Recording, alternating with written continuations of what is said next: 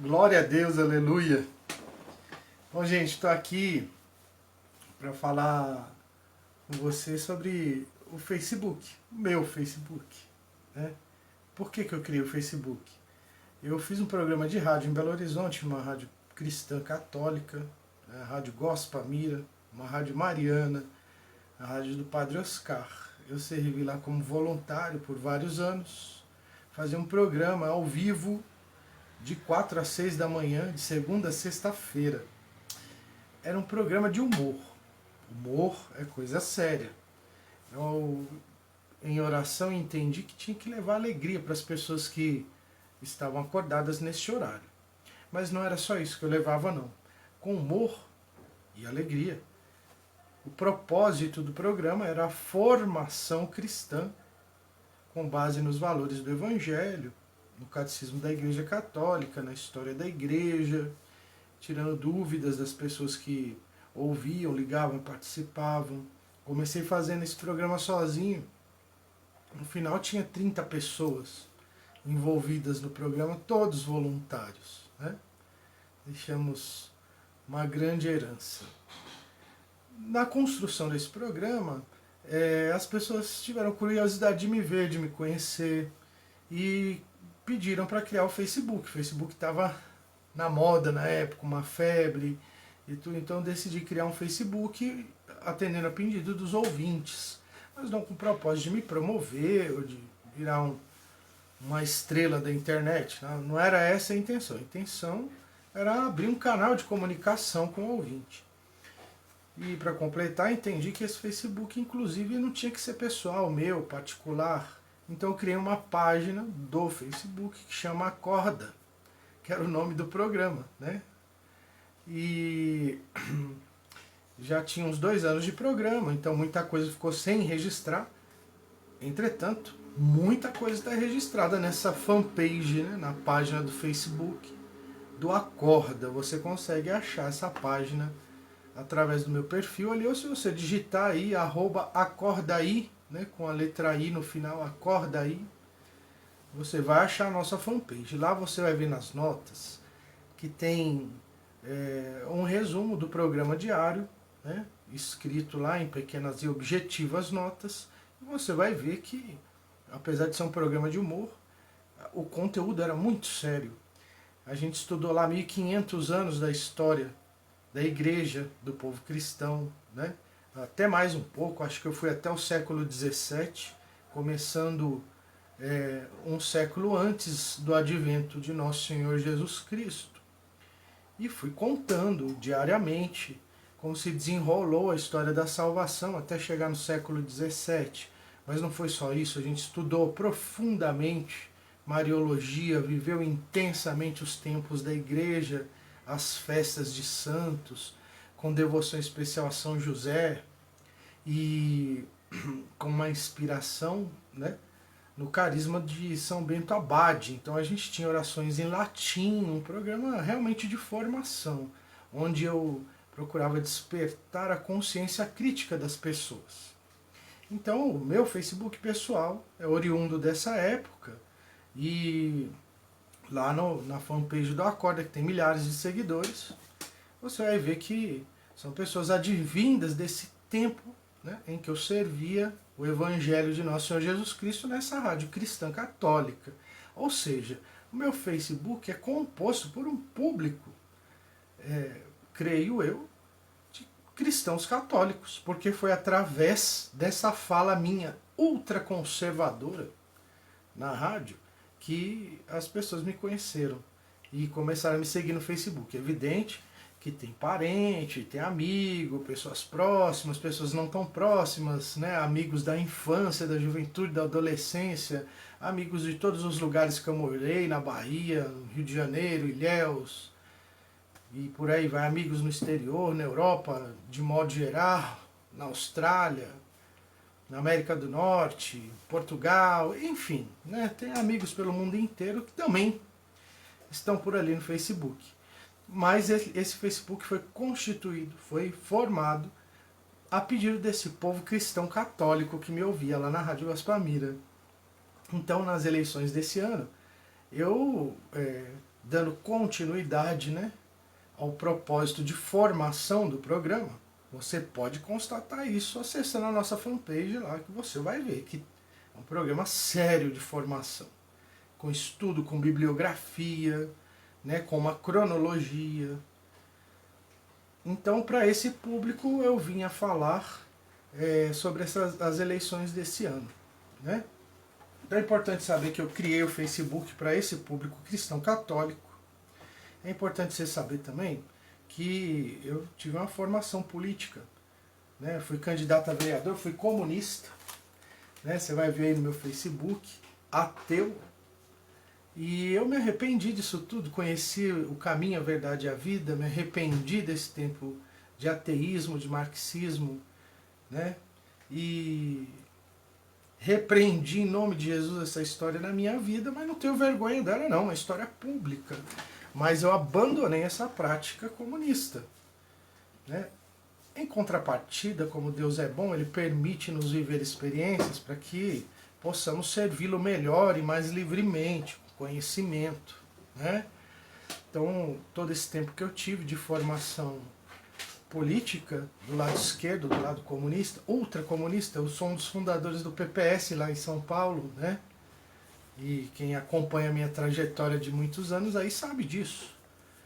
Então, realmente, a formação com o pessoal do PCzão antigo, meu tio, irmão do meu pai, o tio Profeta, ateu até hoje, né? Me educou muito bem na literatura comunista marxista. Né? A biblioteca dele é invejável em número, né? Hoje eu já não admiro mais pela quantidade, mas respeito meu tio, né? É meu tio. Convivemos bem todos os comunistas que eu conheço. Mesmo depois de convertido ao cristianismo, eu vivi aqui em Belo Horizonte a oportunidade de, como publicitário, trabalhar no núcleo de comunicação de um vereador do PT, que é um partido comunista, mesmo eu já sendo um conservador, né? E participava dessas reuniões do núcleo do Adriano Ventura lá, e todo mundo sabe lá da minha postura conservadora, né?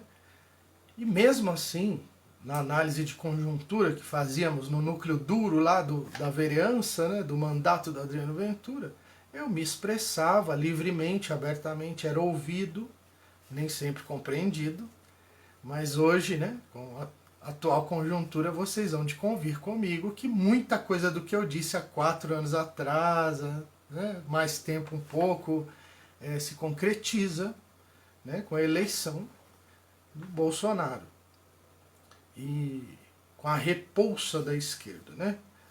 Então tem algum sentido no que eu dizia. Mas antes ainda disso,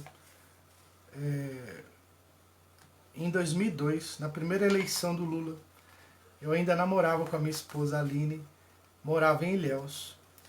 E ela foi lá para me visitar na época da eleição, no segundo turno da primeira eleição do Lula. E ela precisava justificar o voto, eu levei ela na sessão que eu votava, na minha sessão. Parei na porta e não entrei. Ela, ué, você não vai votar? Eu falei, não vou votar. Mas por que você não vai votar? Minha esposa é testemunha disso, ela estava lá comigo, eu disse. O que está entrando no poder é uma coisa que se chama populismo.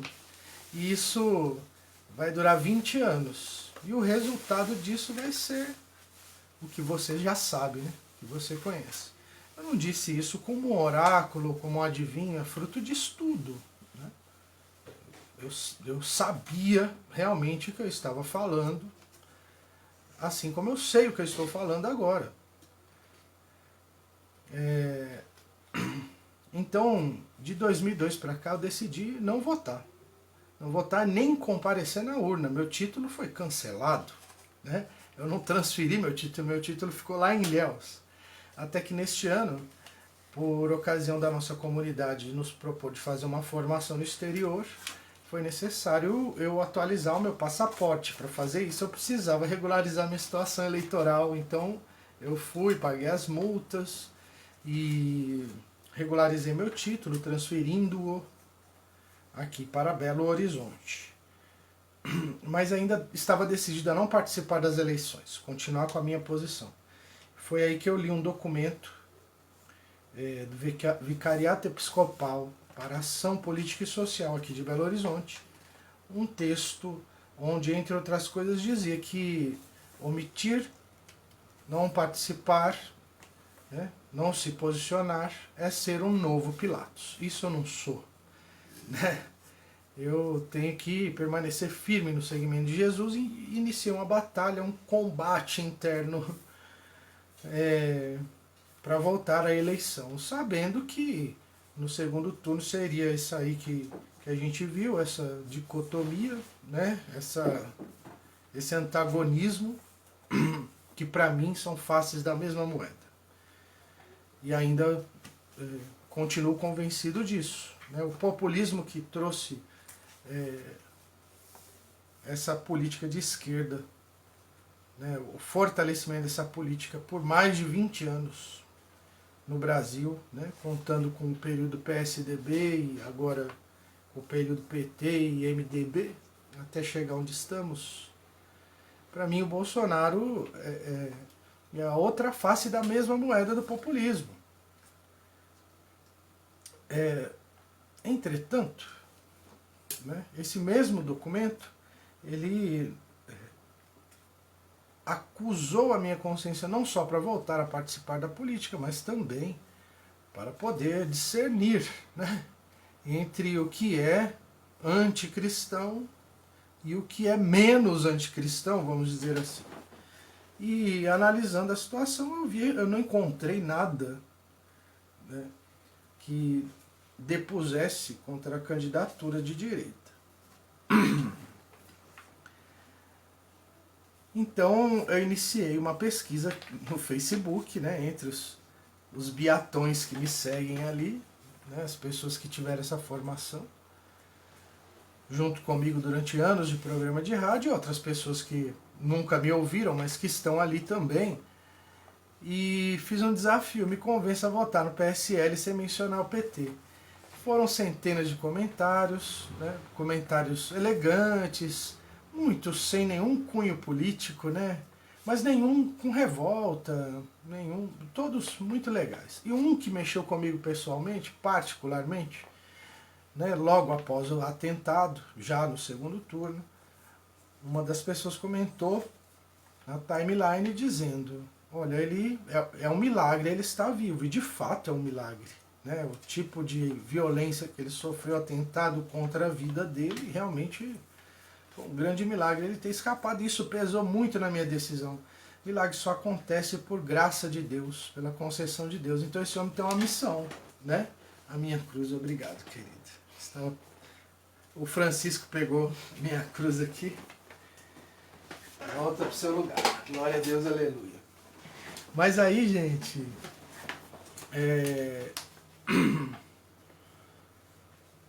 eu venho falar aqui sobre isso para dizer para você que todos nós somos livres em Jesus Cristo, cada um individualmente. Ninguém tem o direito de querer forçar outra pessoa a seguir o seu caminho, né, a sua escolha, a não ser que não seja uma democracia. Né? E longe disso, longe ainda de querer fazer política, mas se quiser a gente pode fazer, porque eu tenho conhecimento, eu tenho estudo, né? Eu tenho experiência, eu fui candidato, eu acompanhei vários políticos, fiz campanha para muitos políticos, não só na política representativa, né, nas câmaras e assembleias, mas também sindicatos, associações. Então, eu tenho formação política, mas não é isso. O meu Facebook foi criado para cristãos católicos. Então a minha fala era para cristãos católicos dentro da documentação da igreja. Né?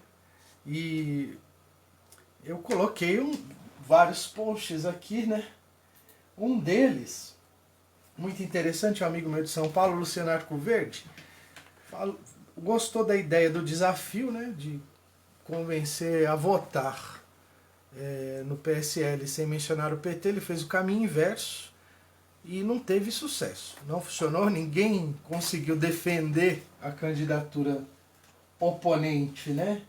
E tudo. Aí eu comunistão aí para provar para todo mundo, mas é só pesquisar no TSE lá, Léo da Rádio, que vocês vão ver. Né? Lá a documentação é do PPS, lá, acho que até hoje eu sou filiado lá. Que eu não fui desfiliar não. Né? Mas isso aí é coisa que a Justiça Eleitoral resolve. Então, eu fui muito agredido ali, né? Falaram coisas desagradáveis nesses posts aí, eu procurei manter elegância e de maneira democrática responder e agradecer, né? Mesmo as coisas mais absurdas ditas e sem fundamento e muito menos sem estudo, né? Sem conhecimento nenhum. Uma lástima as coisas que aconteceram. Mas eu quero dizer para você também que é inegável, né, que é necessária uma formação política do povo cristão. Por quê? Porque existe muito engano ao você querer associar uma proposta comunista, né, uma proposta marxista, ao caminho cristão. Né? Eu vi um racha muito triste dentro da nossa igreja com essa coisa da teologia da libertação, que é só você estudar, pesquisar na internet, você vai ver que tem muito documento, muita coisa provando isso. Depois eu vim a conhecer pelo YouTube o Bernardo Kister, né, que está especialista nisso aí, em denunciar essa chaga na nossa igreja. E eu oro muito para ele, e certo de que as portas do inferno não prevalecerão sobre a Cátedra de Pedro, mas é necessário que você faça como eu, faça uma reflexão, estuda, pesquisa, e não tenha vergonha de abandonar o comunismo. Né? Não existe uma entidade de caridade maior do que a igreja e você não precisa ser comunista para fazer caridade. Basta ser só cristão, nem precisa ser político, basta ser só cristão, que você estará fazendo caridade, ajudando ao pobre. Né? Mas eu te digo de coração, por conhecimento e por experiência, são coisas incompatíveis se dizer cristão, principalmente católico, que baseado numa série de documentos condena o comunismo. Né? Publiquei esses decretos, estão aí para quem quiser ver, ler e conhecer. Aí eu ouvi dizer assim, poxa vida, mas você publicou um decreto dos anos 40 do século passado, do milênio passado. Mas olha, esse decreto está em voga até hoje. O cristão, né, o católico, que apoia qualquer ideia comunista está excomungado, está fora da comunhão com a igreja. Não sou eu que estou dizendo isso. Né? É a sabedoria da nossa santa e amada Igreja Católica. Houve também a oportunidade das pessoas desmerecerem as fontes que eu citei aqui, desmerecerem o padre Paulo Ricardo, de quem eu fui aluno por muitos anos e tenho muita gratidão e respeito. Vieram desmerecer o Nando Moura, uma estrela do YouTube aí, um cara super premiado, dizendo, ele não é católico. Mas ele conhece a Bíblia. E ele conhece os documentos da igreja. E ele exortou aos católicos dizendo, não votem no comunismo. É excomunhão. Por que desmerecê-lo? Né? Então eu decidi voltar a participar das eleições em 2018, movido por esse documento do Vicariato Episcopal da Arquidiocese de Belo Horizonte para ação social e política. Né? Ora, houve gente que questionou se eu não tinha lido o texto direito, dizendo que aquele texto ele autorizava, né, ou recomendava votar na esquerda, votar na chapa comunista do Partido Comunista do Brasil, da Manuela Dávila e do PT. Então, que tem o líder, um presidiário, um bandido condenado. Então, isso também é um subproduto do populismo, a pessoa ter dificuldade de entender as coisas que estão escritas e a quem se destinam essas coisas. Ora, se a igreja lança um documento, esse documento é para os seus crentes. Quem não faz parte da igreja não tem capacidade de entender o que diz esse documento. Simples de explicar. Quando a igreja nos dá uma encíclica, uma carta, uma recomendação, como essa do Vicariato Episcopal para a Ação Social e Política, ela pressupõe que o crente, pelo menos, conheça o catecismo. Ela pressupõe que o crente, pelo menos, vá à missa e conheça o que diz o Evangelho de Nosso Senhor Jesus Cristo, que é totalmente o oposto do materialismo proposto pela chapa concorrente, né? Então, não tem como fazer uma leitura diferente. Você só consegue ter compreensão daquele texto se você antes tiver a compreensão dos textos aqui contidos. Senão você não vai conseguir compreender aquilo. É a mesma coisa de eu começar a falar em latim aqui, ou em grego, você não vai entender, né?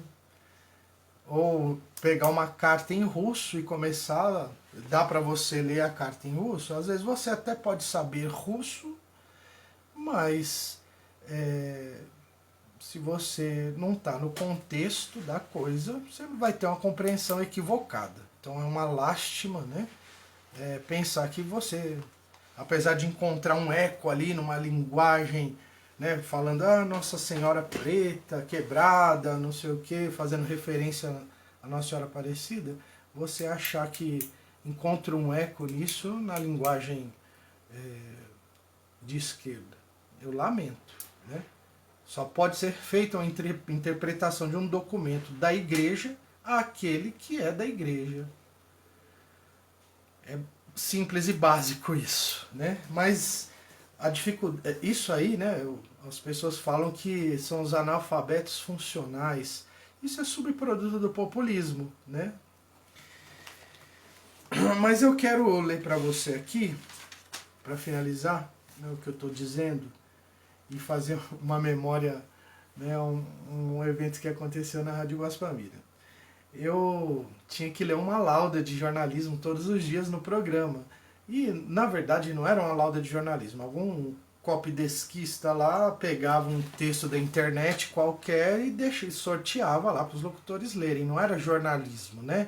Era replicação de uma matéria de uma fonte qualquer lá.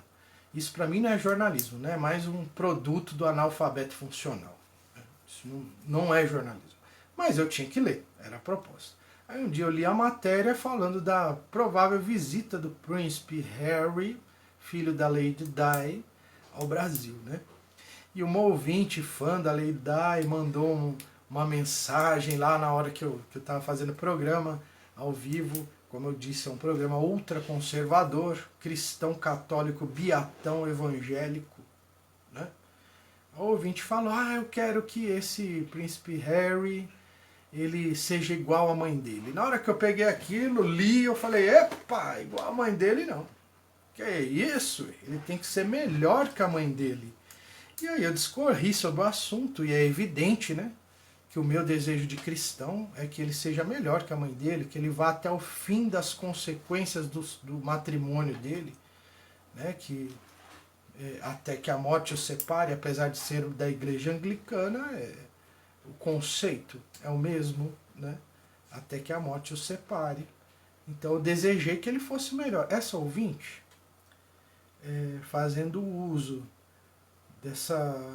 desse denuncismo, né, ela pegou e gravou o que eu disse e mandou para o Padre Oscar, que falou que não queria que eu me envolvesse em polêmica, né? Então eu sofri uma censura, né? E uma denúncia. Aconteceu a mesma coisa comigo nessa participação que eu tive aqui falando aos cristãos católicos. Você acredita que teve gente que pegou e fez uma denúncia falando que eu estava falando em nome da igreja, que as minhas fontes eram fracas. Então, eu vou ler para você o Evangelho de Nosso Senhor Jesus Cristo segundo João. Glória a vós, Senhor. No capítulo 18, o verso 19 em diante. O sumo sacerdote pôs-se a interrogar Jesus sobre os seus discípulos e sobre o seu ensinamento. Jesus lhe respondeu: eu falei abertamente ao mundo, eu sempre ensinei nas sinagogas, no templo, onde todos os judeus se reúnem, e nada disse em segredo. Por que me interrogas? O que eu disse? Pergunta-o aos que me escutaram. Eles bem sabem o que eu disse. A essas palavras, um dos guardas que se achava ali esbofeteou Jesus, dizendo: é assim que respondes ao sumo sacerdote? Jesus lhe respondeu: se eu falei mal, mostra-me em que. Se eu falei bem, por que me bates? Logo depois, Anás enviou Jesus amarrado a Caifás, o sumo sacerdote. Palavra da salvação. Glória a vós, Senhor.